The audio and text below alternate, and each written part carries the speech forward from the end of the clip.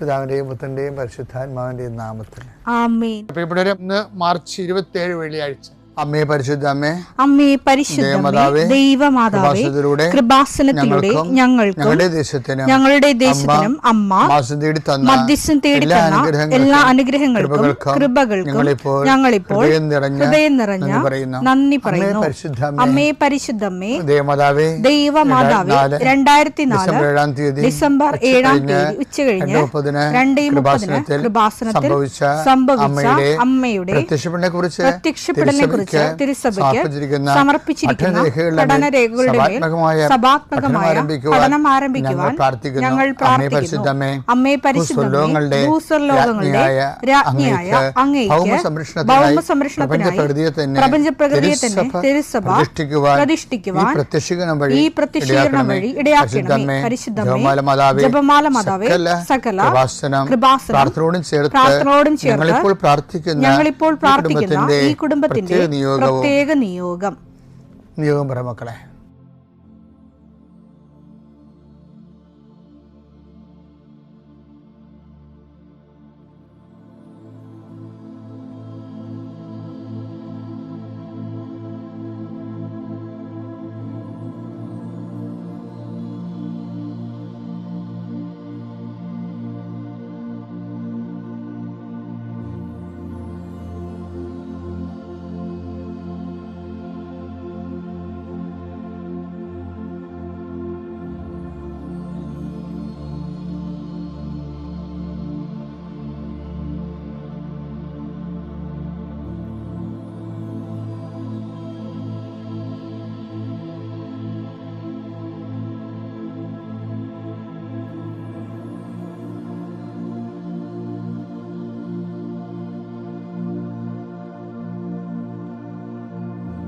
അമ്മയുടെ പ്രത്യക്ഷീകരണത്തിന്റെ ഈ അനുഗ്രഹവേളയിൽ ഞങ്ങൾക്ക് സാധിച്ചു തരുവാൻ കനിയണമേ. ആമേൻ. വിശ്വാസ പ്രമാണം. സർവശക്തനായ പിതാവും ആകാശത്തിന്റെയും ഭൂമിയുടെയും സൃഷ്ടാവുമായ ദൈവത്തിൽ ഞാൻ വിശ്വസിക്കുന്നു. അവിടുത്തെ ഏകപുത്രനും ഞങ്ങളുടെ കർത്താവുമായ ഈശോമിശിഹായിലും ഞാൻ വിശ്വസിക്കുന്നു. ഈ പുത്രൻ പരിശുദ്ധാത്മാവിനാൽ ഗർഭസ്ഥനായി കന്യകാമറിയത്തിൽ നിന്ന് പിറന്ന് പൊന്തിയോസ് പീലാത്തോസിന്റെ കാലത്ത് പീഡകൾ സഹിച്ച് കുരിശിൽ തറയ്ക്കപ്പെട്ട് മരിച്ച് അടക്കപ്പെട്ട് പാതാളങ്ങളിൽ ഇറങ്ങി മരിച്ചവരുടെ ഇടയിൽ നിന്ന് 3-ാം നാൾ ഉയർത്ത് സ്വർഗത്തിലേക്ക് എഴുന്നള്ളി സർവശക്തിയുള്ള പിതാവായ ദൈവത്തിന്റെ വലതുഭാഗത്തിരിക്കുന്നു. അവിടെ നിന്ന് ജീവിക്കുന്നവരെയും മരിച്ചവരെയും വിധിക്കുവാൻ വരുമെന്നും ഞാൻ വിശ്വസിക്കുന്നു. പരിശുദ്ധാത്മാവിലും ഞാൻ വിശ്വസിക്കുന്നു. വിശുദ്ധ കത്തോലിക്കാ സഭയിലും പുണ്യവാന്മാരുടെ ഐക്യത്തിലും പാപങ്ങളുടെ മോചനത്തിലും ശരീരത്തിന്റെ ഉയർപ്പിലും നിത്യമായ ജീവിതത്തിലും ഞാൻ വിശ്വസിക്കുന്നു. ആമേൻ. സ്വർഗ്ഗസ്ഥനായ ഞങ്ങളുടെ പിതാവേ, അങ്ങയുടെ നാമം പൂജിതമാകണമേ. അങ്ങയുടെ രാജ്യം വരണമേ. അങ്ങയുടെ തിരുമനസ് സ്വർഗത്തിലെ പോലെ ഭൂമിയിലും ആകണമേ. അന്നു വേണ്ടുന്ന ആഹാരം ഇന്ന് ഞങ്ങൾക്ക് തരണമേ. ഞങ്ങളോട് തെറ്റ് ചെയ്യുന്നവരോട് ഞങ്ങൾ ക്ഷമിക്കുന്നത് പോലെ ഞങ്ങളുടെ തെറ്റുകൾ ഞങ്ങളോടും ക്ഷമിക്കണമേ. ഞങ്ങളെ പ്രലോഭനത്തിൽ ഉൾപ്പെടുത്തരുതേ, തിന്മയിൽ ഞങ്ങൾ രക്ഷിക്കണമേ. ആമേൻ. നന്മ നിറഞ്ഞ മറിയമേ, സ്വസ്തി. കർത്താവ് അങ്ങയുടെ കൂടെ സ്ത്രീകളിൽ അങ്ങ് അനുഗ്രഹിക്കപ്പെട്ടവളാകുന്നു. അങ്ങയുടെ ഉദരത്തിൻ ഫലമായി ഈശോ അനുഗ്രഹിക്കപ്പെട്ടവനാകുന്നു. പരിശുദ്ധ മറിയമേ, തമ്പുരാന്റെ അമ്മേ, പാപികളായ ഞങ്ങൾക്ക് വേണ്ടി ഇപ്പോഴും ഞങ്ങളുടെ മരണസമയത്തും തമ്പുരാനോട് അപേക്ഷിക്കണമേ. ആമേൻ. കർത്താവേ, നിന്റെ ഉന്നതമായ നാമത്തിന് സ്തോത്രം ചെയ്യും. കർത്താവേ, നിന്റെ വിശുദ്ധ പൗരോഹിത്യത്തെ മഹത്വപ്പെടുത്തണമേ. കർത്താവെ, സഭയിലുള്ള സാന്നിധ്യം പ്രകടമാക്കണം. 40 വർഷം ഞാൻ അർപ്പിച്ച കൃപാന്റെ യുഗതിയാണ്. കൃപാസ്ഥാനത്താറെ ജീവനോടെ പ്രത്യക്ഷപ്പെട്ട മാതാവിന്റെ മാധ്യസ്ഥ രോഗികൾ, പീഡിതരെ, മാനസിക സംഘർഷം അനുഭവിക്കുന്നവരെ, ഡിപ്രഷൻ അനുഭവിക്കുന്നവരെ, മരുന്ന് കഴിച്ചിട്ട് ഉറക്കം മൂടുകയും ശരീരം തൂക്കം വെക്കുകയും ചെയ്യുന്നതല്ലാതെ പ്രത്യേകിച്ച് പ്രയോജനമൊന്നും ഇല്ലാതെ ഡിപ്രഷൻ കൊണ്ട് വേദനിച്ച് ജീവിക്കുന്ന ആൾക്കാരെ കർത്താവേ, നീ അവരെ തൊടണമെന്ന് പ്രാർത്ഥിക്കുന്നു.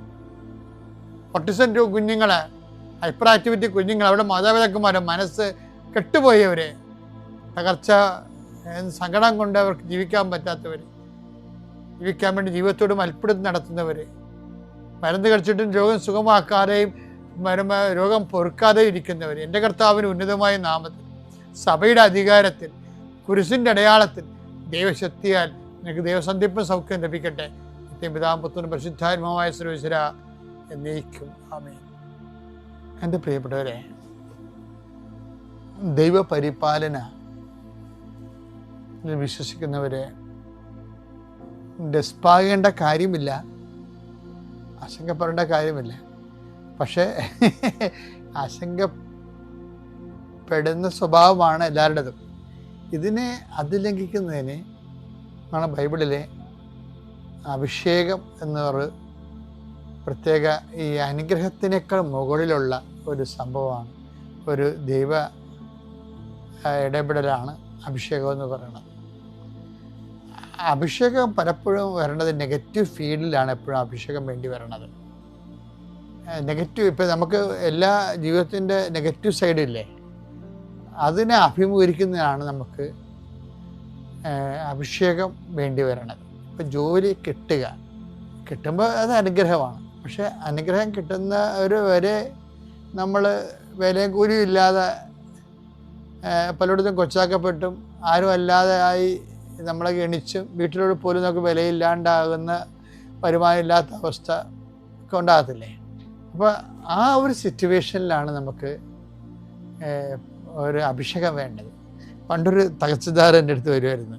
അപ്പോൾ അങ്ങേരെ സസ്പെൻഡാകാൻ കാരണം ഇദ്ദേഹം ഈ നേരെ പോന്നൊക്കെ പറയുന്നത് അതുപോലൊരു ടൈപ്പാണ്. ഫ്ലെക്സിബിൾ അല്ല ആള്. പുള്ളി ഇപ്പം സമരമൊക്കെ ഉണ്ടെങ്കിൽ പുള്ളി പറയും യൂണിയൻകാരല്ല എനിക്ക് ശമ്പളം തന്നത്, സർക്കാരാണ് എനിക്ക് ശമ്പളം തന്നത്, അതുകൊണ്ട് ഞാൻ എൻ്റെ ജോലി ചെയ്യുമെന്നും പറഞ്ഞുകൊണ്ട് അദ്ദേഹം ജോലി ചെയ്യാൻ വരും. ഇത് കുറേക്കാരെ കൂടി കഴിഞ്ഞപ്പോൾ യൂണിയൻകാരുടെ കണ്ണിലിങ്ങനൊരു കരടായി. ഇങ്ങനെയുള്ളവരൊക്കെ നമുക്കറിയാമല്ലോ, അവർക്കൊക്കെ പ്രത്യേക മരുന്ന് യൂണിയൻകാരുടെ കയ്യിലുണ്ട്. പെട്ടെന്ന് ഒരു വിജിലൻസ് അന്വേഷണവും അദ്ദേഹത്തിൻ്റെ കണക്കും രജിസ്റ്ററും അദ്ദേഹത്തിൻ്റെ പ്രൊസീജിയറും എല്ലാം പിടിച്ചെടുത്ത് ഓൺ ദി സ്പോട്ടിൽ അതിൻ്റെ അകത്ത് മിസ്റ്റേക്ക് എല്ലാം കണ്ടെത്തി, മിസ്റ്റേക്ക് ഒക്കെ ഉണ്ടാക്കിയെടുത്ത് ഫാബ്രിക്കേറ്റഡ് ആണ് അതില്ല കണ്ടെത്തി സ്പോട്ടിൽ സസ്പെൻഡായി കഴിയുമ്പോൾ ഇദ്ദേഹത്തിന് ഭയങ്കര ഒരു ഞാനിങ്ങനെ നീതിയോടെയൊക്കെയാണ് ജീവിക്കണത്, സത്യത്തോടെയാണല്ലോ ജീവിക്കണത്, എന്നിട്ടും എനിക്ക് സസ്പെൻഷൻ വന്നല്ലോ. അപ്പോൾ അതിൻ്റെ നെഗറ്റീവ് ചിന്തിച്ച് കഴിഞ്ഞിട്ട് ഇങ്ങനെ പ്രാർത്ഥിച്ചിട്ട് കാര്യമില്ല, ദൈവത്തിന് വിശ്വസിച്ചിട്ട് കാര്യമില്ല എന്നൊക്കെ ചില ആൾക്കാർ ചിന്തിച്ചു പോകും. അങ്ങനെ ചിന്തിച്ചു പോകേണ്ട കാര്യം സംരക്ഷണം ഇല്ലാത്തത് കൊണ്ടാണ്. സംരക്ഷണം ഇല്ലാത്തവർ, ദൈവസംരക്ഷണം ഇല്ലാത്തവർ ഇത് ഇങ്ങനെയെങ്കിലും മനുഷ്യൻ സത്യവും നീതിയും ചെയ്തിട്ടും പിന്നെ മനുഷ്യന് പണി കിട്ടിയല്ലോ, അതുകൊണ്ട് ഇനിയിപ്പോൾ പ്രാർത്ഥിച്ചിട്ട് കാര്യമില്ലെന്ന് പറഞ്ഞുകൊണ്ട് ഒരു വിഭാഗം അങ്ങനെ ആ രീതി പോകും. ഇയാൾക്ക് അങ്ങനെയുള്ള പോക്കുകളൊന്നുമില്ല. ഇയാൾക്ക് ജസ്റ്റ് ഞായറാഴ്ച കുർബാനയൊക്കെ ഉള്ള ഒരാളാണ്. പക്ഷെ ഞായറാഴ്ച കുർബാന ഉണ്ട്, കുടുംബ പ്രാർത്ഥനയൊക്കെ ഉള്ള ആളാണ്.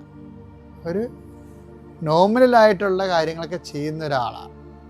അപ്പോൾ അതിൻ്റെ എക്സ്ട്രാ ഒന്നും ചെയ്യത്തില്ല പുള്ളി. ബൈബിളിൻ്റെ ഏറ്റവും വലിയ പ്രോബ്ലം എന്ന് പറയുന്നത് എക്സ്ട്രാ കൊണ്ട് പലപ്പോഴും പല കാര്യങ്ങളും നമുക്ക് ചെയ്യാൻ പറ്റത്തില്ല. ഒക്കെ ഡേ ടു ഡേ ജീവിതത്തിലെ നമ്മൾക്ക് ഒരു നോർമലായിട്ട് ലൈഫ് പോകണമെന്ന് വിചാരിച്ചു. നിങ്ങൾക്ക് ജോലിയുണ്ട്, കാശ് കിട്ടണമുണ്ട്, കുഞ്ഞുങ്ങൾ പഠിക്കുന്നുണ്ട്, അവർക്ക് നല്ല മാർക്ക് കിട്ടുന്നുണ്ട്, നിങ്ങളുടെ മക്കളെ കെട്ടിക്കുന്നുണ്ട്, അല്ലെങ്കിൽ നിങ്ങൾക്ക് ജോലി നിങ്ങളുടെ കാര്യങ്ങളെല്ലാം ചെയ്യുന്നുണ്ട്, പക്ഷേ നിങ്ങൾ വലിയ കുഴപ്പമില്ലാതെ പോകണമെന്ന് വിചാരിച്ചു. കുഴപ്പമില്ലാതെ പോരുമ്പോൾ നിങ്ങളോർക്കും ഞാൻ മതപരമായ കാര്യങ്ങൾ ഞാൻ ദൈവത്തെ വിശ്വസിക്കുന്നുണ്ട്, ഞായറാഴ്ച ദേവാലയത്തിൽ പോകുന്നുണ്ട്, ഞങ്ങളുടെ വീട്ടിൽ കൂടെ പ്രാർത്ഥന ഉണ്ട്, ഓക്കെയാണ്. പക്ഷെ ഓക്കെ ആണെന്നതിൻ്റെ ഒരു പ്രോബ്ലം വെച്ച് കഴിഞ്ഞാൽ ജീവിതത്തിനെ ഈ കർത്താവ് ഒരു കാര്യം പറഞ്ഞിരിക്കുന്നത് അപ്രതീക്ഷിതമായ സമയത്ത് മനുഷ്യപുത്രൻ വരുമെന്ന അപ്രതീക്ഷിതമായ സമയം. ഈ അങ്ങനെയുള്ള ഒരു പ്രൊവിഷൻ ഉണ്ട് ജീവിതത്തിൽ, അപ്രതീക്ഷിതമായ സമയം. അപ്പോൾ അതൊക്കെ മുമ്പ് എന്താ സംഭവിക്കണത്? സൂര്യൻ തണുത്തു പോകും, ചന്ദ്രപ്രകാശം തരത്തില്ല, അങ്ങനെ കുറേ പ്രശ്നങ്ങളുണ്ട്. മനുഷ്യപുത്രൻ വരണമല്ല പ്രശ്നം. ദൈവിക ഇടപെടലിന് മുമ്പ് സൂര്യൻ തണുത്തു പോകും. തണുത്തു പോകുന്ന വെച്ച് കഴിഞ്ഞാൽ വല്ലാത്ത തണുപ്പായിരിക്കും. സൂര്യനാണ് തണുക്കണമെന്ന് ഓർക്കണം. അപ്പോൾ നമുക്ക് ചൂട് പകർന്നു തന്നുകൊണ്ടിരിക്കുന്ന ആൾക്കാർ, സ്നേഹത്തിൻ്റെ ചൂടൊക്കെ പകർന്നു തന്ന്, നിങ്ങൾക്കറിയാമല്ലോ എന്തൊക്കെ പറഞ്ഞാൽ ഓരോരുത്തരും നിലനിർത്തുന്നത് എന്താണ്? മനുഷ്യൻ്റെ സ്നേഹം തന്നെയല്ലേ നിലനിർത്തുന്നത്. സൂര്യൻ തണുത്തു പോകുമെന്ന് പറഞ്ഞു കഴിഞ്ഞാൽ തന്നെ സ്നേഹിച്ച് ഭാര്യയെ വീട്ടോട്ട് പോയി കഴിഞ്ഞാൽ സൂര്യൻ തണുത്ത് നിങ്ങളുടെ സ്നേഹത്തിൻ്റെ ചൂട് തീർന്ന്. ചന്ദ്രൻ പ്രകാശം തരത്തില്ലെന്ന് പറഞ്ഞതിൻ്റെ അർത്ഥം എന്താ? എൻ്റെ മക്കൾ നിങ്ങളെ അംഗീകരിക്കണില്ല. ഈ സഹസ്രധാരണ ഇപ്പം അങ്ങനെ ഒരു പ്രശ്നം വന്നിരിക്കണേ. എന്ന് വെച്ച് കഴിഞ്ഞാൽ വരുമാനമില്ലല്ലേ ഇപ്പോൾ. അപ്പം മകള് പറഞ്ഞ് സുവോളജിയാണ് അവള് പറഞ്ഞ് സ്റ്റഡി ടൂറിന് പോകണമെന്ന് അമ്മയോട് പറഞ്ഞു. എല്ലാം അമ്മയോട് പറഞ്ഞു. അപ്പം അമ്മ അത് തക്കം നോക്കി ഇരിക്കുകയായിരുന്നു. കാര്യം അപ്പനെന്ന് പറഞ്ഞാൽ കൈക്കൂലൊന്നും മേടിക്കാത്ത ആള്, കിമ്പളമൊന്നുമില്ല. അപ്പം വൈഫ് അങ്ങനെ ആ ടൈപ്പല്ല. കാര്യം വെച്ചാൽ വൈഫിന് ഇയാളുടെ പുച്ഛമാണ്. പുച്ഛത്തെ കാര്യം ഈ വൈഫിൻ്റെ അനിയത്തി ഒരു എക്സൈസുകാരനെ കല്യാണം കഴിച്ചിരിക്കണേ. അപ്പോൾ അവർക്ക് കിമ്പളം കുറെ കിട്ടണുണ്ട്. അതുകൊണ്ട് അവർക്ക് കാറുണ്ട്, മക്കളായിട്ട് ഉല്ലാസയാത്ര ഉണ്ട്, പിന്നെ ശനിയാഴ്ച ഔട്ടിംഗ് ഉണ്ട്, പുറത്ത് ഭക്ഷണം കഴിക്കലുണ്ട്, കുറേ പരിപാടിയൊക്കെ ഉണ്ട്. ഇവിടെ ഇതൊന്നും ഇല്ല. അത് കാരണം ആണെന്ന് പറഞ്ഞത് വൈഫിൻ്റെ അനിയത്തിൻ്റെ ഹസ്ബൻഡാണെന്ന് പറഞ്ഞാണ് ഈ വൈഫ് ഇയാളെ കുറ്റപ്പെടുത്തുന്നത്. പണ്ട് കുറ്റപ്പെടുത്തുകയാണ്. ഇപ്പം എന്താ പ്രശ്നം എന്ന് വെച്ചാൽ ഇപ്പം ജോലിയില്ല. അപ്പോഴേ വൈഫിന് ഹസ്ബൻഡിനെ അടിക്കാൻ്റെ വടി കിട്ടിയിരിക്കണം. എന്താണ് കാര്യം? മകൾ വന്നിപ്പോൾ ചോദിക്കണം എന്താണ് സുവോളജി സ്റ്റഡി ടൂറിന് പോകണമെന്ന്. അപ്പോൾ എപ്പോഴും അമ്മ കാശ് കൊടുക്കും. ഇപ്പം എന്താ വെച്ച് കഴിഞ്ഞാൽ കാശിന് കാശ് വേണ്ടേ, ചിരിച്ച് കാണിച്ചാൽ മതിയാന്ന് ചോദിക്കണേന് അങ്ങനെ ഒരു പാഠം പഠിപ്പിക്കാൻ പുതിയ സിലബസിന് മകളെ ഒരു ടീച്ചിങ് എയ്ഡായിട്ട് എടുത്തിട്ട് ഈ സാറിൻ്റെ അടുത്ത് പറഞ്ഞ് അപ്പൻ്റെ അടുത്ത് പറഞ്ഞു വിടും. അപ്പനോട് ചോദിക്കും എന്ന് പറയും. അപ്പോൾ അവൾ പറയും അപ്പ സ്റ്റഡി ടൂറാണ് 3000 രൂപ വേണമെന്ന് പറയും. അപ്പം പറയും എടി മകളെ ശമ്പളം പെൻഡിങ് ആണ്, അച്ഛനെ കിട്ടുമ്പോൾ തരാം, നീ അമ്മയോട് ആരോടും മേടിക്കാൻ പറയും. ഉടനെ ഇവള് മുന്തേം കരിക്കൊണ്ട് പോകും. അതാണ് ഞാൻ പറഞ്ഞത്, സൂര്യൻ തണുത്ത്. മത്തായിയുടെ സുവിശേഷത്തിൽ 24-ാം അധ്യായം 29-ാം വാക്യം. അക്കാലത്തെ പീഡനങ്ങൾക്ക് ശേഷം പൊടുന്നനെ സൂര്യൻ ഇരുണ്ടുപോകും. പൊടുന്നനെയാണ്, ഇതാണ് സംഭവം. പൊടുന്നനെ എന്നുള്ള വാക്ക് നിങ്ങൾ മനസ്സിൽ കരുതണം. ചില സമയത്ത് അപ്രതീക്ഷിതമായി. അപ്പം അതിൻ്റെ വാക്കിൻ്റെ മെയിൻ സംഭവം പൊടുന്നനെയാണ് കേട്ടോ.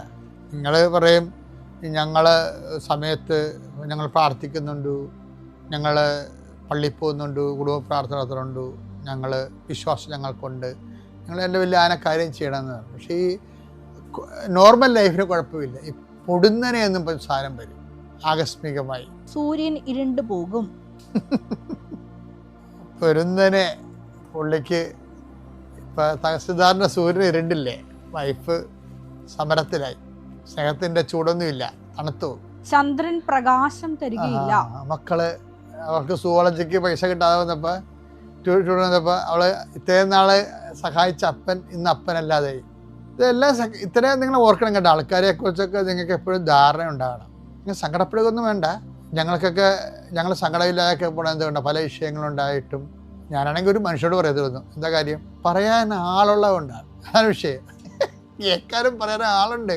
അമ്മയും ഈശോയും ഉള്ളതാണ്. അത് എപ്പോഴും നമ്മൾ ശ്രദ്ധിച്ചേക്കണം. ദൈവത്തിനേക്കാൾ പ്രാധാന്യം ഒരു മനുഷ്യനെയും കൊടുക്കരുത്. കാര്യം അവസാനം കഴിയുമ്പോൾ വരെ കർത്താവ് മാത്രമേ ഉണ്ടാകത്തുള്ളൂ. ഇപ്പം എന്താ സംഭവിച്ചെന്നറിയാവോ?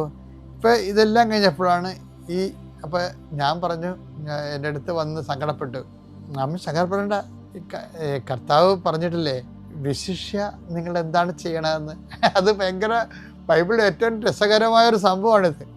ഇതൊരു താക്കോലാണ്. ഇത് വെച്ച് നമുക്ക് കൊട്ടാരം തുറക്കാൻ പറ്റും. ദൈവാനുഗ്രഹത്തിന്റെ കൊട്ടാരമില്ല, അത് തുറക്കാൻ പറ്റിയൊരു താക്കോലാണിത്. എന്താണ്? 5:46. നിങ്ങളെ സ്നേഹിക്കുന്നവരെ നിങ്ങൾ സ്നേഹിച്ചാൽ നിങ്ങൾക്ക് എന്ത് പ്രതിഫലമാണ് ലഭിക്കുക? ചുങ്കക്കാർ പോലും അത് തന്നെ ചെയ്യുന്നില്ലേ? സഹോദരങ്ങളെ മാത്രമേ നിങ്ങൾ അഭിവാദനം ചെയ്യുന്നുള്ളൂവെങ്കിൽ വിശേഷവിധി എന്താണ് നിങ്ങൾ ചെയ്യുന്നത്? വിശേഷവിധിയായി എന്താണ് നിങ്ങൾ ചെയ്യുന്നത്? ഇതാരാ ചോദിക്കണത് അറിയാവോ? കർത്താവാണ് ചോദിക്കണത്. അല്ല ഔസേപ്പിതാവൊന്നും അല്ല ചോദിക്കണത്, കർത്താവാണ് ചോദിക്കുന്നത്. ഇനി ചോദിക്കാൻ ആരുമില്ല. സുപ്രീം കോടതി ഫുൾ ബെഞ്ചിലാണ് സംഭവം വന്നിരിക്കുന്നത്. വിശേഷവിധിയായി എന്താണ് ചെയ്യണം? എൻ്റെ മക്കളെ, നമ്മൾ നോർമൽ ക്രിസ്ത്യൻസ് ആയിട്ടൊരു കഥയുമില്ല. നോർമൽ ലൈഫിന് ഓക്കെ. പക്ഷേ ഈ പൊടുന്നനെ നമ്മൾ സാധനം വരും. പൊടുന്നനെ എന്ന് പറയുമ്പോൾ അതിപ്പോൾ ഈ തഹസിൽദാറിന് സസ്പെൻഷൻ കിട്ടിയ പോലെയാണ്. പൊടുന്നനെ വന്നാണ്.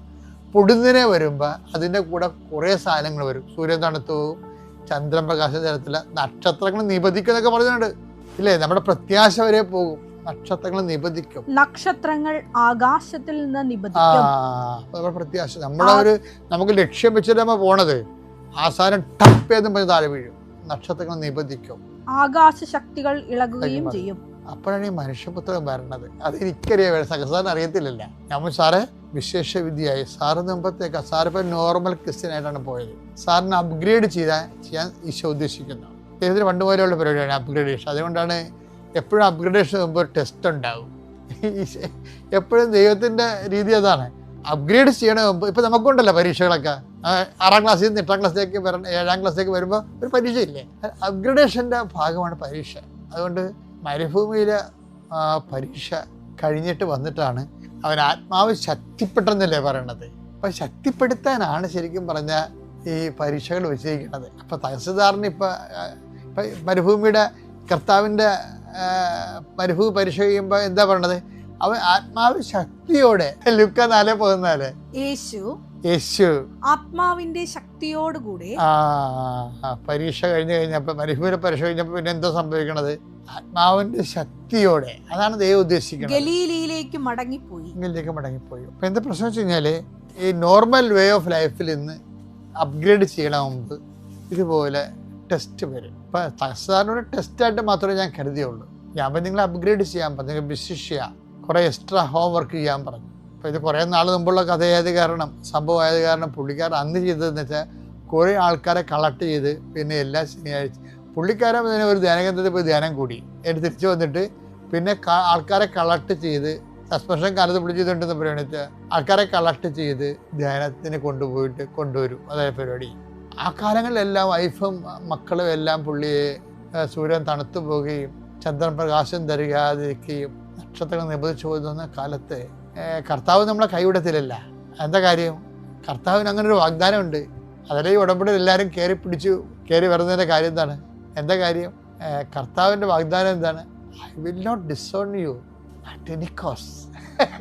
അത് കേൾക്കുമ്പോൾ എന്ത് ത്രില്ല. ഹെബ്രായ 13:5 ഞാൻ നിന്നെ ഒരു വിധത്തിലും അവഗണിക്കുകയോ ഉപേക്ഷിക്കുകയോ ഇല്ല എന്ന് അവിടുന്ന് പറഞ്ഞിട്ടുണ്ടല്ലോ. വൈഫും മകളും ഒക്കെ ഇപ്പൊ അവഗണിച്ചില്ലേ, പക്ഷെ കർത്താവ് നിന്നെ ഒരിക്കലും അവഗണിക്കത്തില്ല. ഇനിയിപ്പോൾ വൈഫുമാരെ മക്കളും കൂടി എൻ്റെ അടുത്തേക്ക് വരരുത്, മറിച്ച് ഭർത്താക്കന്മാരെ അവഗണിക്കേണ്ട കേസ് എന്തുമാത്രമാണ് ഉള്ളത്. ആരവഗണിച്ചാലും നിന്നെ അവഗണിക്കാത്ത കർത്താവിലേക്ക് കൂടുതൽ ആത്മബന്ധം പുലർത്താൻ വേണ്ടിയായിരിക്കും ഇതുപോലെയുള്ള. തഹസിൽദാർ ടൈം കഴിഞ്ഞപ്പോൾ ആ കേസ് കർത്താവ് തന്നെ ഏറ്റെടുത്ത് അത് മുഴുവൻ തള്ളിപ്പോയത് തന്നെയല്ല, മുൻകാല പ്രാബല്യത്തിൽ അദ്ദേഹത്തിൻ്റെ ശമ്പളവും കിട്ടി, എല്ലാം കിട്ടി. പക്ഷേ എന്ത് കിട്ടി, അതിൻ്റെ കൂടെ കർത്താവിനെ കൂടെ കിട്ടി. അത്രയേ ഉള്ളൂ. ഒരു കുരിശ് കിട്ടുമ്പോൾ അതിനോട് കർത്താവിനോട് കിട്ടും. അതെപ്പോഴും ഓർത്തേക്കില്ല, ഒരു കുരിശിനെ കിട്ടിയാൽ നീ വിശ്വാസിയാണെങ്കിൽ അതിൻ്റെ കൂടെ കർത്താവിനെ കൂടെ കിട്ടും. അല്ല, നിങ്ങളെ കർത്താവിൻ്റെ കൂടെ കുരിശ് കിട്ടിയെന്ന് പറയരുത്, കുരിശിൻ്റെ കൂടെ കർത്താവിനെ കിട്ടിയെന്ന് പറയണം. Thank you.